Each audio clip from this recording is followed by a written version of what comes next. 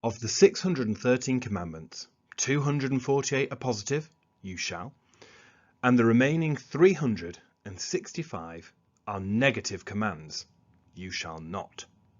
The best way to remember the number of negative commandments is by remembering the number of days in the secular calendar year, 365.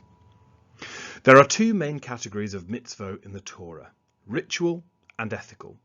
Ritual mitzvot revolve around ceremonies and rites of Jewish life, such as observing the Sabbath and festivals, eating kosher food, and participating in public worship. Ethical mitzvot demand a certain standard of behavior, that life be conducted in a moral manner. Examples of ethical mitzvot include honoring parents, not stealing, not exploiting others, feeding the hungry, and dealing fairly and honestly in business. During the Rabbinic period, which is 200 BCE to 600 CE, when the oral law, the post-biblical law expounded by the Rabbinic sages, was articulated, hundreds more mitzvot were inferred from the Torah. These mitzvot of the rabbis have the same import as the mitzvot of the Torah and were to be followed and obeyed with the same precision and sincerity, except in the case of a possible conflict between the two, when the Torah law always supersedes the Rabbinic law. In modern times, at least 200 of the 613 Torah mitzvot cannot be observed, for they are concerned with the duties of the priests who no longer function. The Holy Temple, which no longer exists.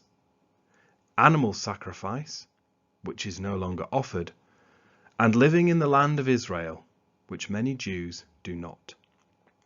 However, the mitzvot, both those of the Torah and of the rabbis, form the basis for Jewish, ethical, and ritual conduct and behavior. They are the laws by which Jews are to live. Because mitzvot require a high level of ethical behavior, a mitzvah is popularly defined as a good deed. This definition captures the spirit, but not the intent of the concept of mitzvah. A good deed implies the free choice of the doer to perform a meritorious act. A mitzvah, however, is a requirement, an obligation, a commandment, a law. Doing a mitzvah is not left to whim or chance, but is the sacred responsibility of every Jew. Nevertheless, the sense of doing a good deed conveys the ultimate goal of doing a mitzvah, to make the world a better, more holy place through word and through deed. For a Jew who has been immersed in Jewish life since infancy, following the law, observing the mitzvot, is as normal as breathing. For a Jew to whom Jewish law is not the norm, the sheer number and scope of the mitzvot can seem overwhelming. Yet since the performance of mitzvot, following the law, is central to leading a Jewish life, the contemporary Jewish thinker, Rabbi Arnold Jacob Wolf, has offered this suggestion to those who would like to explore and try mitzvah observance. Think of each mitzvah as a beautiful, precious jewel. All of the jewels, all of the mitzvot, are on a path on which you are walking. Some of the jewels are so deeply embedded in the ground that you will not be able to dig them up no matter how hard you try. These are the Torah mitzvot, which can no longer be observed because of time, place, or circumstance. Some of the jewels are just lying on top of the ground, waiting for you to pick them up and put them in your pocket. Almost every Jew who walks on the path picks up these jewels and carries them. These are the mitzvot that are easy to observe, like lighting Hanukkah candles, attending a Passover Seder, and reciting Kaddish for a deceased parent. The most challenging of the jewels are the ones that are partially embedded in the ground.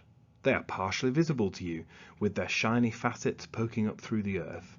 These are the mitzvot that are central to Jewish life: observance of Shabbat and the festivals, kashrut, the dietary laws, prayer and ethical behavior according to Torah law, the mitzvot that define and shape Jewish life, but which require commitment and persistence.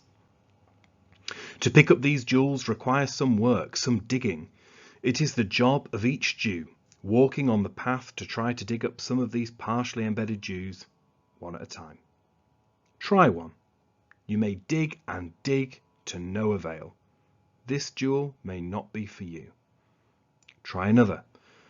Dig it up and walk with it along the path. Observe it for a while. This jewel may appeal to you, and you will put it in your pocket of observance and then start to dig up another. Or you may carry it with you for a while, decide that it's not for you, and put it back down on the path for someone else, perhaps even your own child, to pick up. Then start digging another. The late 19th to early 20th century Jewish thinker, Franz Rosenzweig, taught that there are only two answers to the question, do you observe the mitzvot? The first answer is yes. The only other answer is not yet. By walking along the path, by digging up, by trying one mitzvah at a time, adding it to your life and then trying, digging up another, your answer to the question, do you observe the mitzvot, moves slowly but assuredly from not yet to yes. Observing the mitzvot, following God's law, is a lifetime commitment. Those who were shown and taught mitzvah observance from infancy were given a great birth gift. Those who come to mitzvah observance on their own later in life discover that observing the mitzvot is hearing God's word, doing God's will, and working with God to enrich and ennoble existence. When the children of Israel received the mitzvot at Sinai, they responded by saying, "We will do them, and then we will come to understand them." Exodus chapter 24, verse 7. You need not know the reason or the rationale, or even the benefits of each mitzvah before you begin doing it. You just need to do it, for out of doing comes understanding. When you were 2 or 3 years old and first learned to brush your teeth, your parents did not first explain to you the philosophical reasons and practical benefits of dental hygiene. They put a toothbrush in your hand and taught you how to brush. Only later, when you were older and able to comprehend, when toothbrushing was already an ingrained habit, did you come to understand why brushing your teeth is so important. And so it is with mitzvot.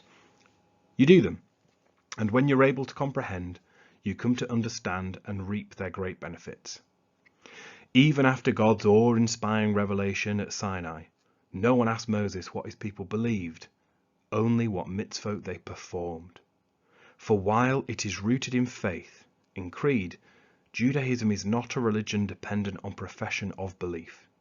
It is far more a religion of action, of deed, of mitzvot, at each and every moment, at each and every opportunity, waiting to be done.